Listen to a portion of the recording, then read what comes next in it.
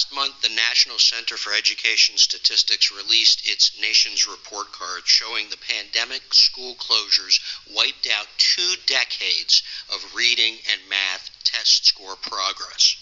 We also know that the school closures exacerbated education gaps among racial and socioeconomic groups. This is a generational catastrophe.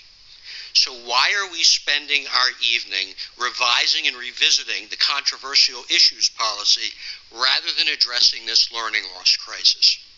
The policy already requires us to teach controversial issues impartially, objectively, and with sensitivity. It is perfectly fine. And why are we spending so much disproportionate time dealing with issues like gender dysphoria, which, with all due respect, affect a small number of the 180,000 students in the Fairfax County school system? We have a 5-alarm educational fire, and this board is rearranging the furniture in the burning house.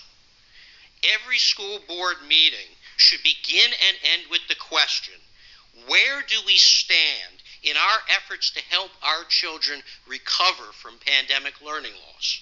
This should be the alpha and omega of everything this school board does until the crisis is over. So I implore you, instead of discussing faddish issues that might make us feel like civil rights champions, but instead ignores the biggest problem we face in education in this country today. Pandemic learning loss hit all students, but especially students of color, students of color, low-income students, minority students, and special needs students. So if you really want to look in the mirror and see a civil rights hero, focus on that problem and solve it, please. Thank you. Our next speaker